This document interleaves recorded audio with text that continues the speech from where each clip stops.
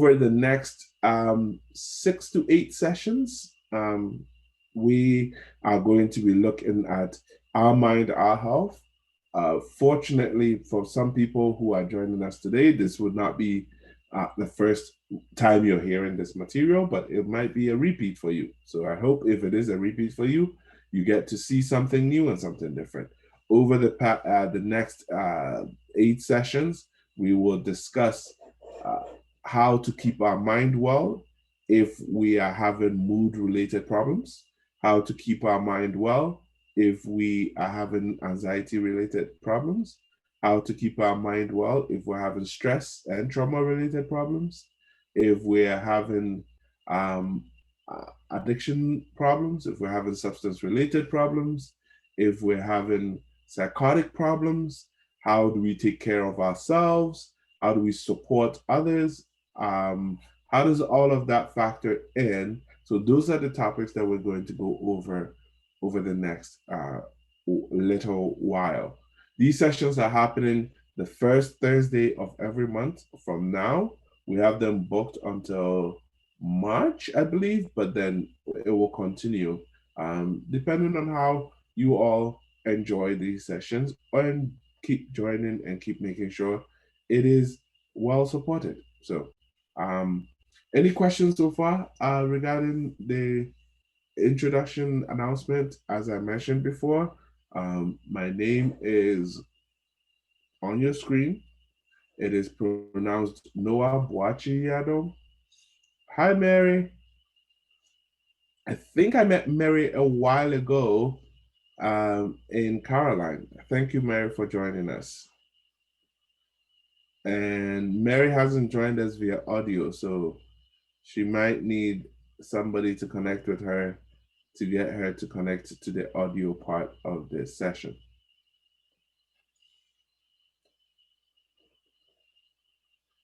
I am the mental health promotion, mental illness, and addiction prevention facilitator for Lacombe County, Ponoka County, and Clearwater County.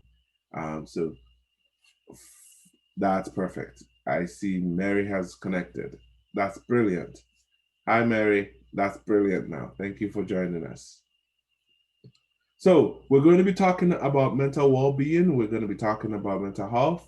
And my question for everyone in this group, and I kind of want you to, I want to start off being interactive so that we all know how it feels like and which we're comfortable with. So, if you want, you can unmute yourself and then share what your response is to my very, very important first question. What is mental health? What is mental health? Health of your mind. The health of your mind. That's brilliant. Excellent. Thank you, Dastian. What is mental health to you? When you hear mental health, what do you think of?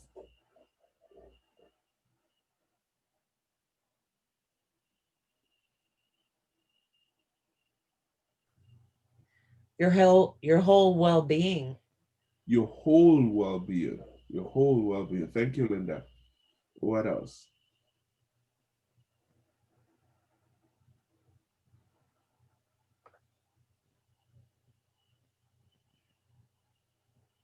So usually, this is the point. This is the time when I actually do a little bit of an exercise of getting people to understand, um, how English language is one of the most difficult languages out there. Um, so the first question when we ask about mental health, the simple answer that has been given, and I think that's the answer. Response is one that hits really close to me, and it hits really close for me, and that is simply put the well-being of our minds, and that is understanding that we have a mind and we have a body. So our mind and our body are different from who we are, and that's pretty difficult and to try to wrap our heads around it because it's almost like existential philosophical question that we're dealing with. But if you strip it down to the basics and you say that I have a mind and I have a body, then I have to know what are some of the things that I need to do to keep my body well. And I have to know what are some of the important things to do to keep my mind well. Sometimes they fit on the same, that like doing one thing benefits the mind and the body. Sometimes, however, sometimes doing one thing benefits the mind only, but not necessarily the body. And we'll deal with all of those and look at all of those as we move on. When we talk about mental health, we can say that mental health is the capacity of each and all of us to feel, think, and act in ways that enhance our ability to enjoy our life and deal with the challenges that we face. It is the positive sense of emotional and spiritual well being that respects the importance of culture, the importance of equity, the importance of social justice, the importance of interconnections, and the importance of personal dignity. I know there's a lot of importance that I'm repeating, but essentially what I want to get across is if you want to know if you are mentally healthy, you have to have a positive sense about the way you feel. You have to have a positive sense about your spiritual life. You have to have a positive sense about the respect that you're getting um, for your culture, for the existence of your culture, for who you are. You have to feel that you are equitable to everybody else, not necessarily equal, but equitable, right? You put on the same. You have equity and balance. Also, that there is social justice in the things that you endeavor to do. So all of that put together is what we'll say mental health is. So what is mental illness then? You can unmute yourself and give me a response, or you can type into the chat. Mental illness is the illness of the mind. Any illness of your mind is a mental illness. Fantastic. Thank you, Dastian. You'll be teaching this course in no time. What else? When we I say think mental illness is when when something is interfering with our capacity to feel our best. excellent. When something is getting in the way of our capacity to feel our best, to think our best, to think clearly, to control our emotions, when that's happening, then we have a mental illness. Okay. Anything else? Lack of balance. The lack of balance. When we have a lack of balance, is it balancing on one foot or balancing? When you say balance, can you help me break it down a bit more, Linda? Oh, all of the above. That's a hard one. That's a long one. Yeah. I say of all the equity and everything else in your life, or the lack of it being life. Brilliant. Thank you. Now, the challenge that we have is all that we've described is what is broadly termed as mental health problems. Why do you think I am saying that all that we've said, like, having challenges to the way we function, having significant changes in our behavior, in the way we're acting, having significant and quite palpable challenges with our feelings, why do you think I'm saying that's a mental health problem and not necessarily a mental illness?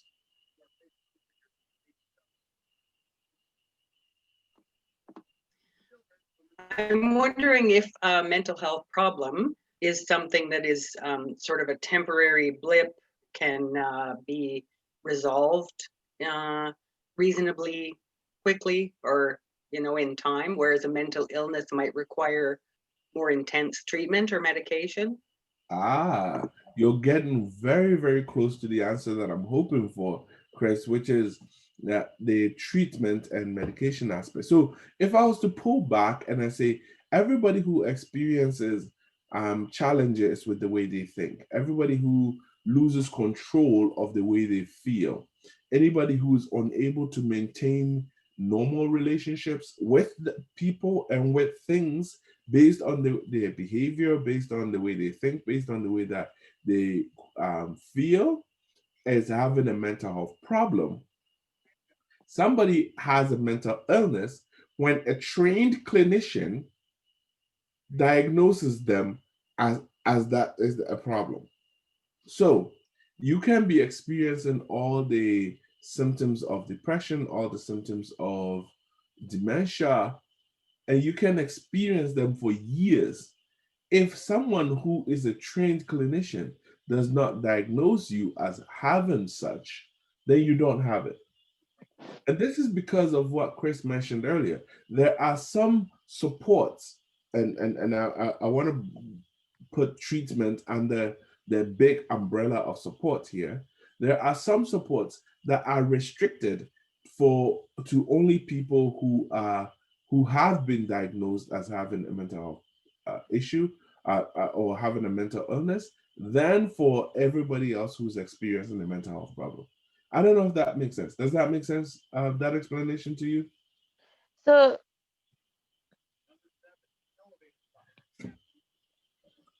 Go ahead, Dastia.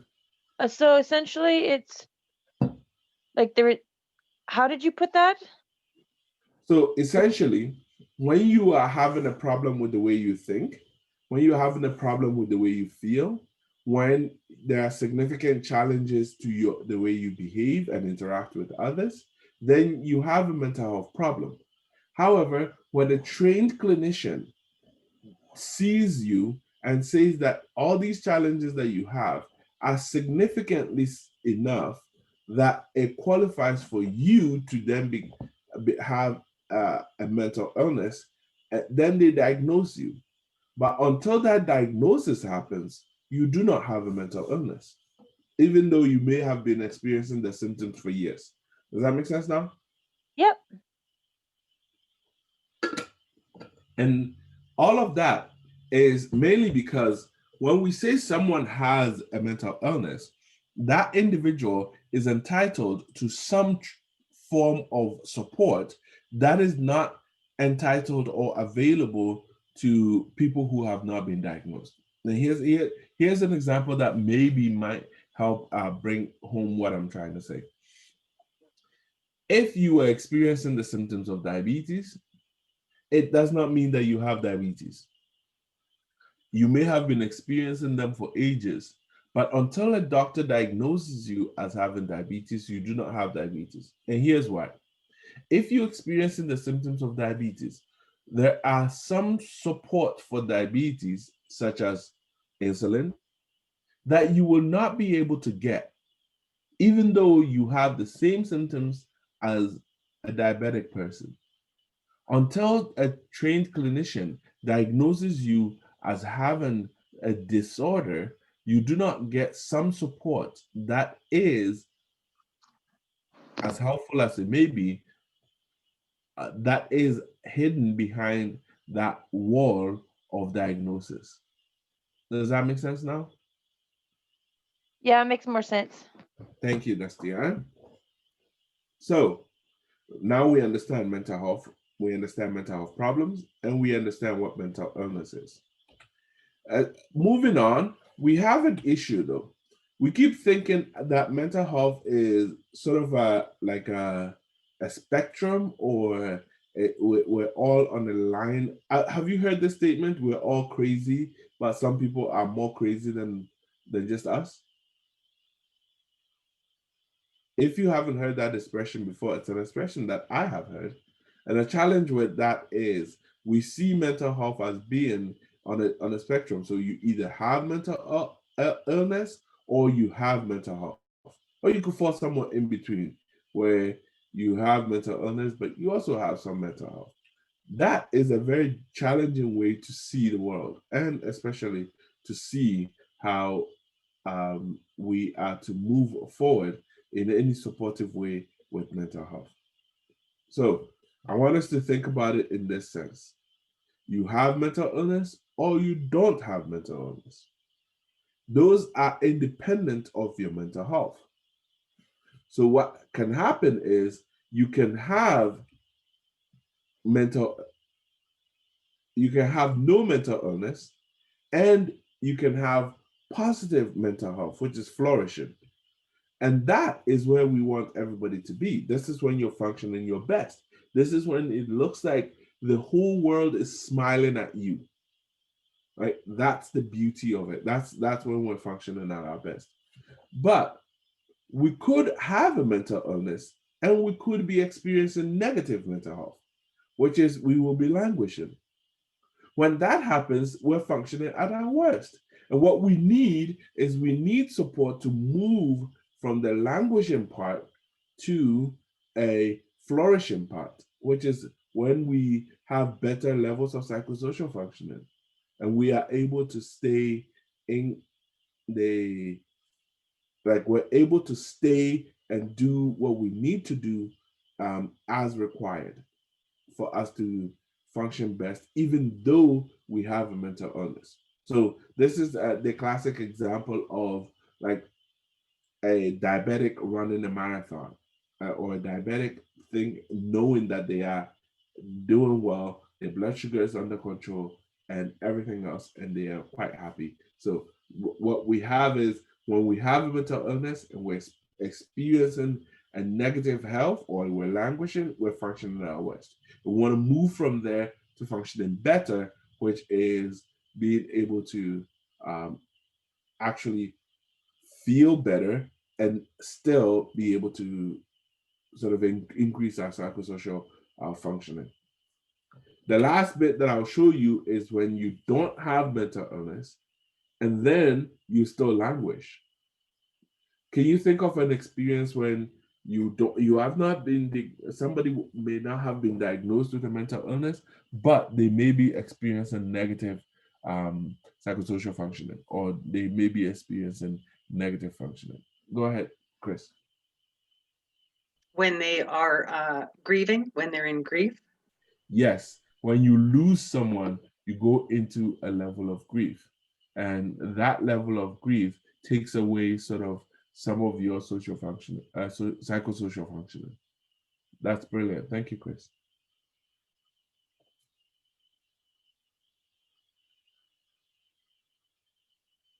Anybody can think of any other place where somebody would not have a mental illness but could be languishing other than loss?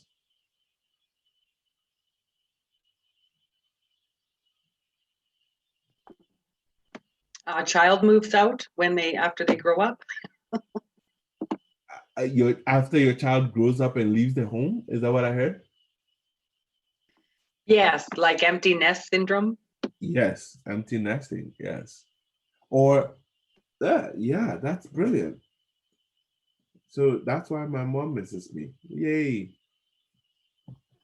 I'm speaking from experience because my son moved out last year. That you have our warmest love coming your way, Chris. Thank you very much. Yes, when they're choosing to not uncertainty, that is a definitive means that you can actually be experiencing a lower psychosocial functioning. Rebecca, go ahead. Could it be if they're choosing to not get diagnosed because they don't want the repercussions of it? So they are struggling. There is some issues, but because they don't have that diagnosis, they can't access certain supports. That's brilliant. Thank you so much for sharing that. That is so very true. The stigma around mental illness, which we'll talk about in a few minutes, is significant and it's quite systemic. Like it's in our system. It's part of what we've designed, how we've designed the world that we live in. And that's not healthy. So people may choose to not get referred to a psychiatrist, not get because they are experiencing this challenge and they don't want to experience it anymore. Okay. So usually when we would be in person, oh yes, the challenge that we may also have when it comes to psychosocial functioning is that we could have somebody who has no mental illness, but goes through a very traumatic experience, like getting having violence committed on them or on a family member or someone that they love. That could also result in us having worse psychosocial functioning. So here's an exercise that I like to do, and I like to try, and I like to figure out how people are seeing it. What has been our language around mental health? And I want people to maybe try to see if you can help me. What are some of the positive English language use around mental health? So what are some of the good things that we say about mental health? And, I'm going to start off and I'll say that somebody who has mental illness has a beautiful mind, so that's my example. What would you say are some of the positive flowery language that we use in support of people with mental illness or mental health problems? They're more understanding and maybe a little bit more open-minded to other people's problems. Yes, so we can say that someone with a mental illness is someone who is more open to others' problems, more understanding. Thank you. All right. More empathetic. Apathetic, more empathetic. Okay, so we can call people with mental illness empathetic. How often though? Not very often. Mary is shaking her head. What are some of the positive words that we use for people with mental illness, other than a beautiful mind and empathetic and different perspective, seeing things differently? What else?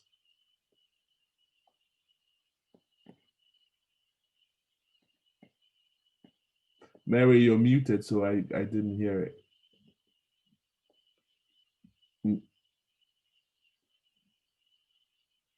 Have you figured out how to unmute yet?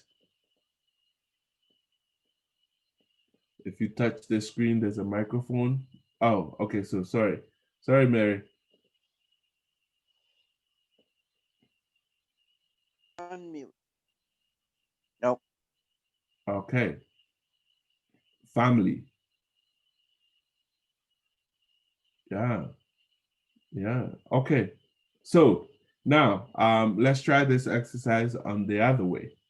And yes, Rebecca, there aren't very many positives. There are many negatives. How many negatives do you think we can come up with? I'm just going to give ourselves like a minute or two. Do share with me what you see as the negative words that are used, or negative phrases that are used to describe people with mental illness.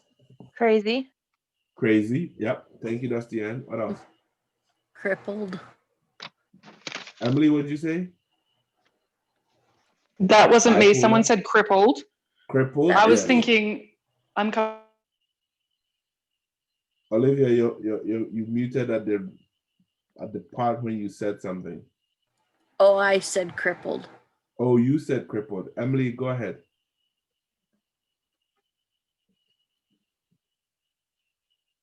Oh, not dependable, unstable, unfit, broken. Yeah. What else?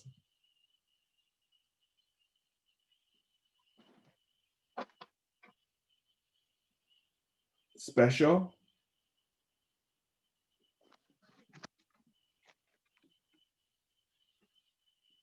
Undependable.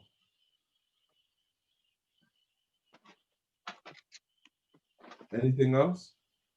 Useless. People tend to think people that have a mental illness are useless. Useless, yes. And I think that's a harsh word. That's one that we've heard before. I've also heard like people with mental illness being referred to as like Flames fans or Oilers fans, they're dangerous and scary.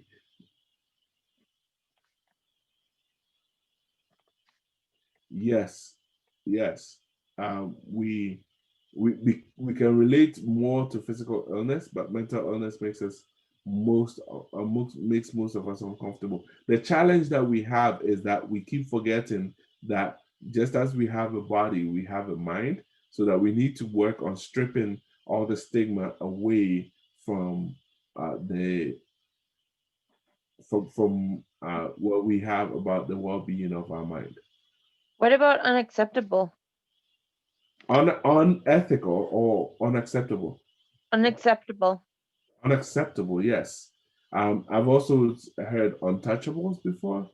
Yes. So these are all part, and I wanted to sort of share this experience to let us know that when it comes to the language around mental health and mental illness, most of us know the liar, inconvenient, quick to come up with negative terms for people who have mental illness than we do about people who do not have mental illness. And that is clearly because we have this significant issue that we haven't dealt with called stigma. And stigma is like the elephant in the room. What is the problem with the elephant in the room? Like when we say that there's an elephant in the room, what's the challenge with it? The elephant in the room. It's open but yet ignored. It's open yet ignored. So if we're all in a room and there's an elephant in the room, the elephant may be causing a havoc, but it's being ignored. And why do you think it's being ignored? Because it makes people uncomfortable. Yeah, it makes people uncomfortable. But the issue, and thank you for bringing it out. The issue significantly is that the elephant is allowed to stay in the room only because no one has mentioned that there's an elephant in the room. Right? Not that we don't know it, not that we don't see it, but it's just no one has voiced it. No one has been the first person to say, why is there an elephant in the living room? Right? No one has said it. Interestingly, have you noticed that in an elephant in the with the elephant in the room, like a feeling and experience, once somebody mentions the elephant, it becomes almost easy to talk about the elephant. Does that make sense? And then we realize that the harm that the elephant is doing has actually touched almost everybody in the room. But because we were not talking about it, we didn't get the opportunity to be able to actually address those harms. Does that make sense at all? Yeah. So, Noah, I had a friend tell me once that you're only as sick as your secrets, and I really think that's a cool way to put it. yes. And there was a research that came out. I'm trying to remember the exact date. I believe it was either 2003 or 2013. So it's due for us to kind of repeat and see where Canada sits. And one of the challenges that we found is that not only is mental health unspoken, but rather it is way behind. Like 72% of the people in meeting someone for the first time were comfortable telling them that their parent have cancer, or they themselves have cancer, or a family member has cancer, than they are to tell them if they had a family member with any mental health problem. This was like, so I'm hoping that the stats would have changed, and that it would get better and better, and that we're able to sort of talk about our mental health problems and support each other around that. The challenge is when there's stigma. Stigma is just the disapproval or the negative attitudes towards a person or a group of community members based on their personal or their physical characteristics, based on their cultural background. And stigma often leads to discrimination. That is prejudicial treatment towards an individual or the other. Now, here's the challenges that we can put on the table or we can acknowledge. And this is that because it is attitude based, we have to address it at the attitude level, or we have to address it at the belief level. And here's why I say that. If you try to fix discriminatory behavior or prejudicial behavior, they just get replaced with a different prejudicial behavior. So if you don't want people to call people with mental illness retarded, that's okay. You tell them, hey, don't use the word retarded. What ends up happening is we replace it with a different word or a different phrase, which means the exact same thing.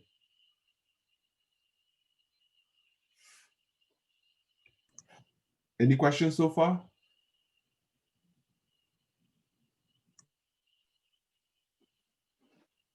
Okay. If there are no questions, then let's do a little bit of a quiz here. And if I had thought about this a little sooner, and I didn't want, thank you, Chris, thank you. I didn't want people to get more confused with Zoom, but I have a true or false question here that I want people to help me answer. Mental health problems are rare, true or false? False. False, okay, because, yeah, thank you. False, yeah, seems like false is winning. Yes, false is winning. Yeah, this is false. 1 in 4 people will experience a mental health problem in the course of a year. And these are stats for adults, right? So 1 in 4 adults, that's a quarter of people will experience a mental health problem every year. When we talk about a mental health problem, what we're saying is your ability to function on a day-to-day basis, your ability to engage, sustain, and maintain your relationships on a day-to-day basis are affected by the way you think, the way you feel, or the way you actually are behaving. When that happens significantly, that your whole day you are not functioning well, or you're functioning at your worst for a whole day, that gets counted as having experienced a mental health problem. About a quarter of Canadian population will experience that. Instead, will experience that in the course of the 365-day year. Any questions around that? No. Thank you. All right, next question. The 1 in 4 question though, if it doesn't matter if those are the people who are documented. So this number is from documented extrapolations. So we look at the number of people who actually see the doctor, and then what is that percentage? And then we take the same percentage and we extrapolate to what of the population actually see a doctor or sort of attend to, I guess, it like I tend to get their challenges documented. So once you do that, then you extrapolate and you put it as a population figure. So there's a little bit of my schoolwork that I'm sharing with you. Okay, but in all essence, it is it may be high in some communities than others. So, but when we extrapolate well, what we see that about a quarter of the Canadian population will experience a mental health problem in the course of a year. So here's my next question. Dastian, do you have a question? Oh, no. Okay, all right. So, Chris's statement of it being likely more because of a year, I think I'll come to that in a little bit. So it's not that I didn't see it, but thank you. People with mental health problems never recover, true or false? Yeah, and false is winning. This is brilliant. This is brilliant. I love actually presenting to a group that are this well known. So with the right support, most people with mental health problems get better. It's almost like if we said people who get sick never recover, that's not true. With the right support, it doesn't matter what sickness you get. With the right support, you actually do get better.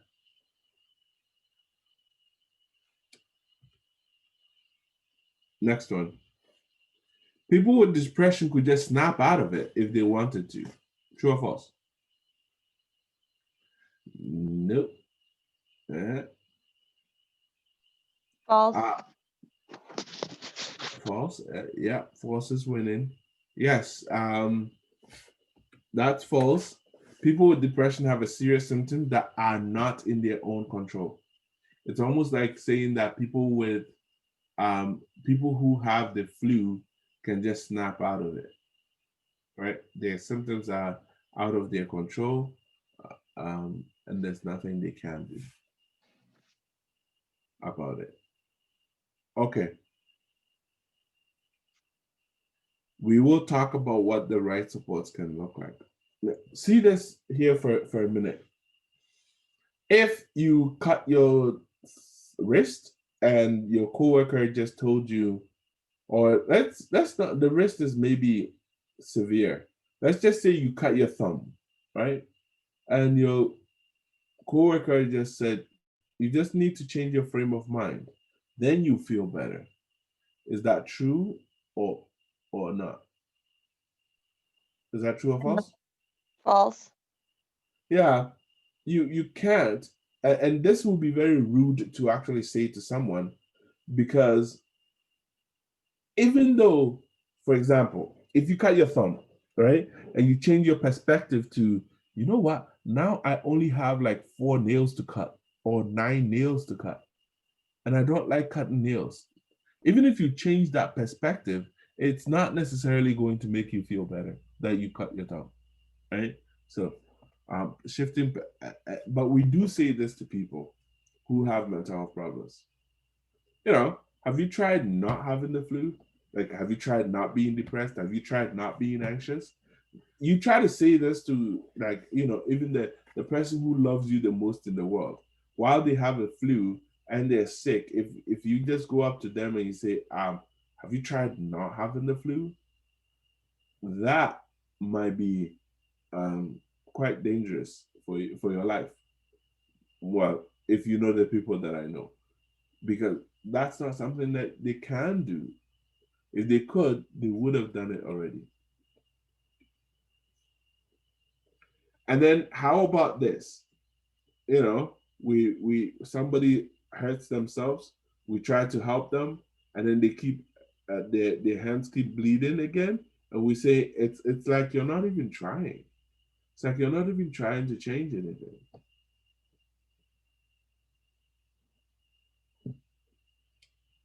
And then one last one before we return to the quiz. What if somebody who was using insulin, you told them that you don't think it's healthy that they have to take medication every day just to feel normal? Don't you worry that it's changing you from who you are?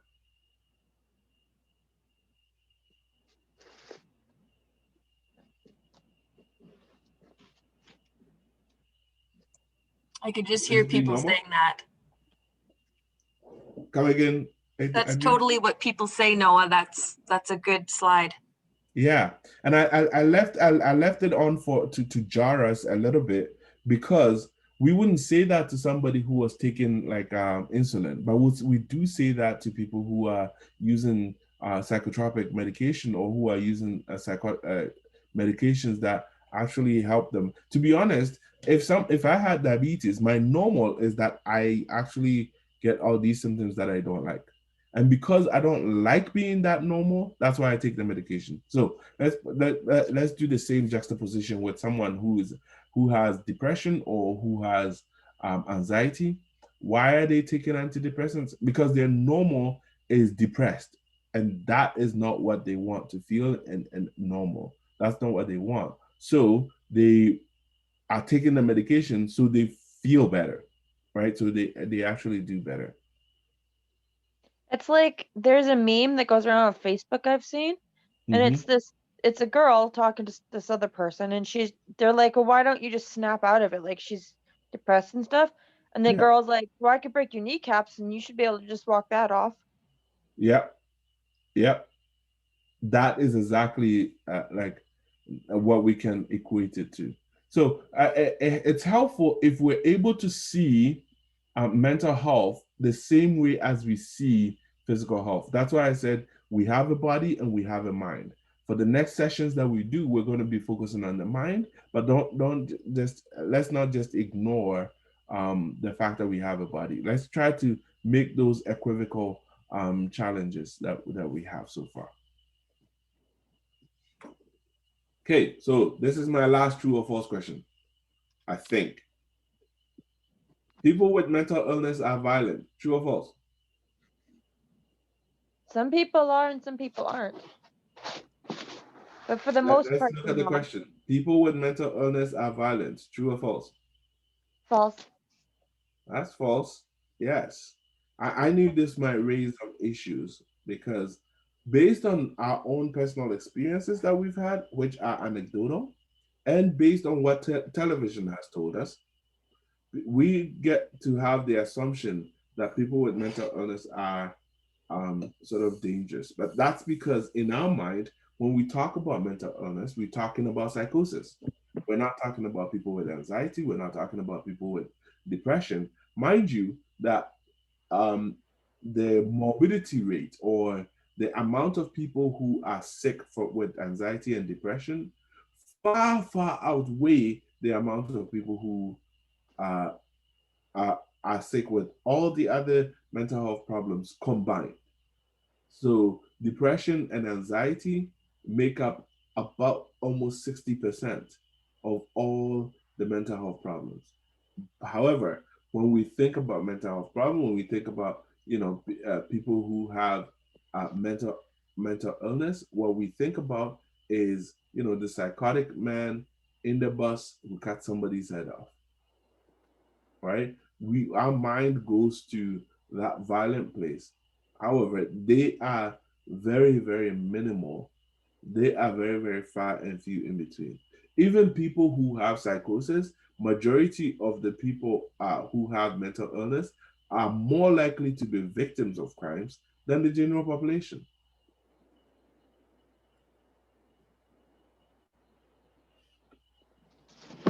Mental health is a character flaw or personal weakness. Do you believe that? No. No. Mental health or mental illness has nothing to do with your personality. Nothing whatsoever. So now, I want to take us all the way to maybe 11 o'clock, and then we can take a little bit of a break if people want, or we can just continue till there are no more questions, and then we'll finish up. What impacts our mental health? What are some of the things that affect our mental health?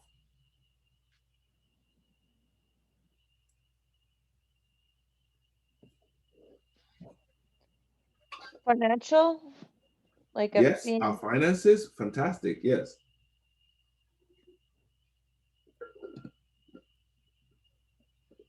Yep, security, excellent. Relationships and friends. Relationships, yes. Isolation, yes. Losses, yes, brilliant. Yeah. trauma. Trauma, that's beautiful, yes. Trauma, that's a big one.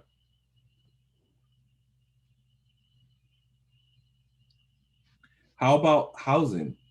How about Shelter, stress, yes, sleep. Oh, very, very.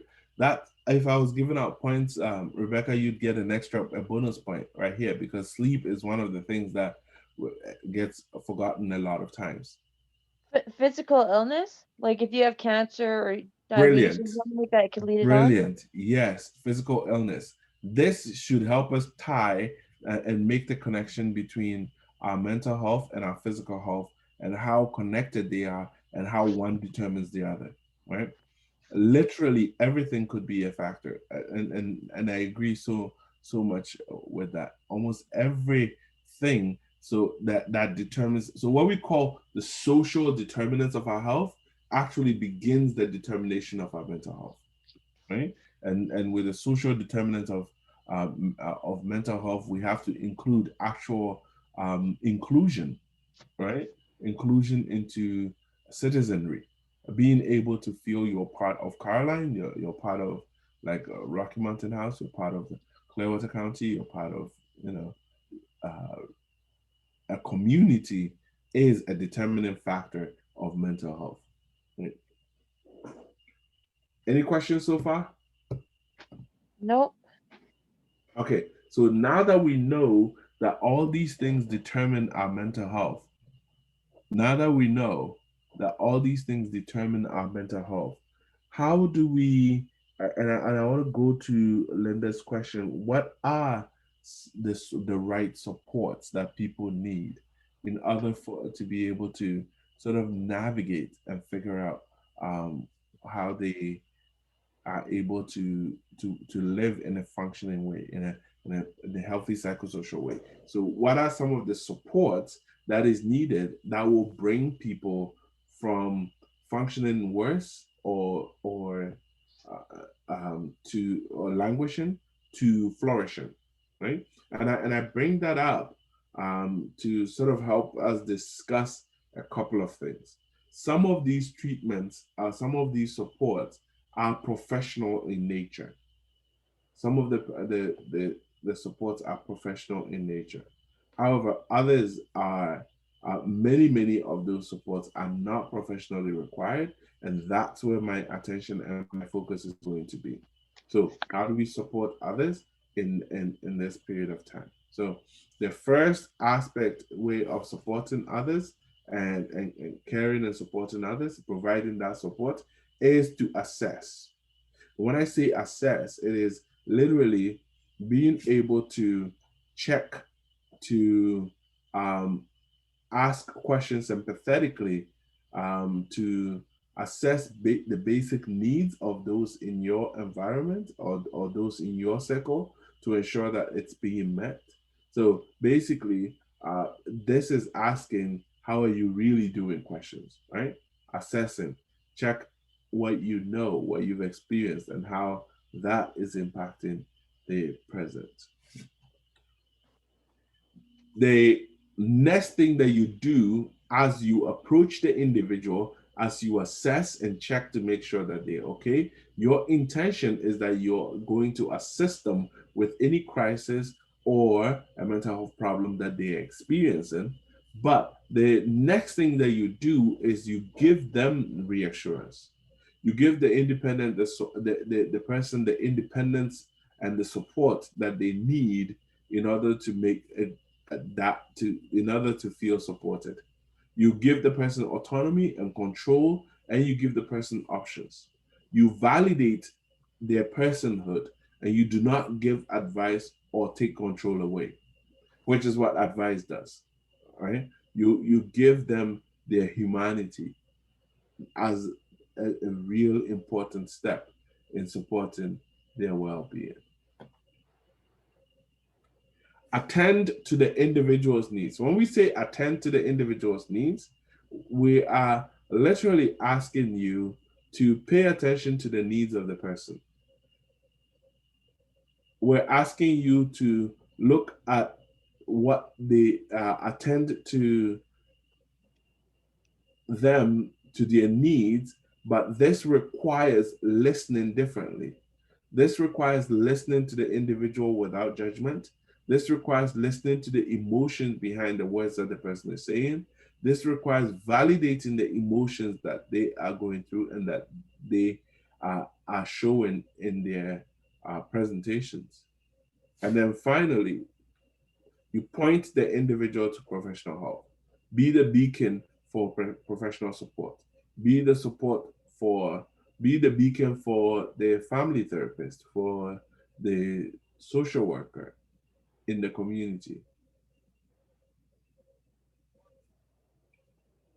That could be the family doctor, that could be the counselor, that could also be a minister. And then finally, encourage the individual to get other supports. Encourage the person to encourage others to also be there for the person, while you encourage others, the person to receive such support.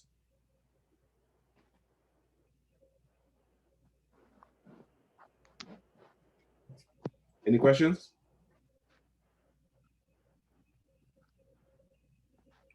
Okay, so we know how to support and care for others. Now, how about our own well-being? How about our own selves? How can we maintain our own well-being? The most important thing is to connect with somebody who will be able to listen to you without judgment. Connect with somebody who would spend time with you and develop the relationship. Learning to connect is the most important aspect of ensuring our own mental well-being. The next is to be active. This is not a requirement for everybody to join the gym, but this is a requirement for all of us to be physically active. Take a walk, go on a cycle ride, play a game, literally walk, get a dog, or find a friend who has a dog so you can walk to their place and play with their dogs. That being active is significantly important for our mental health. And then take notice.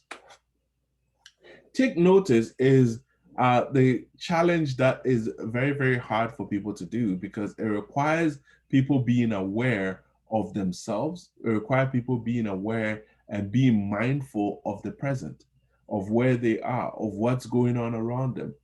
Being mindful, being present, taking notice can actively change the way that we feel about our lives and about the challenges that we're facing.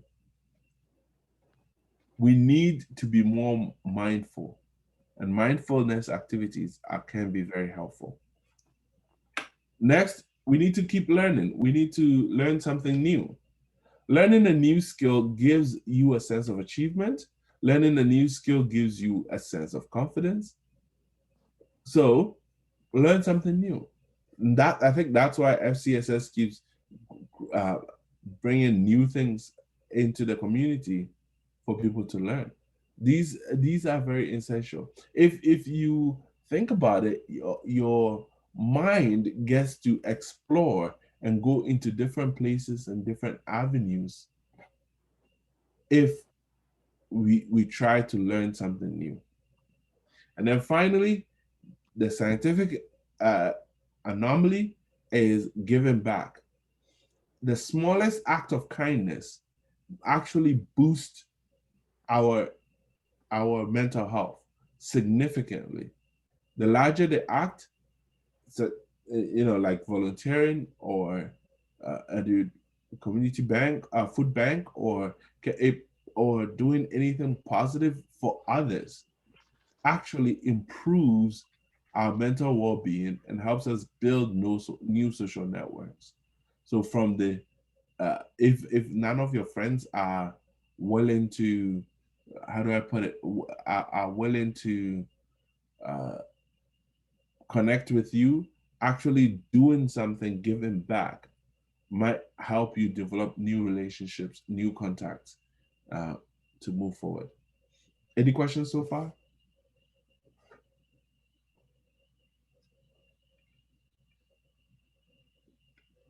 Any comments? Any emotional outburst?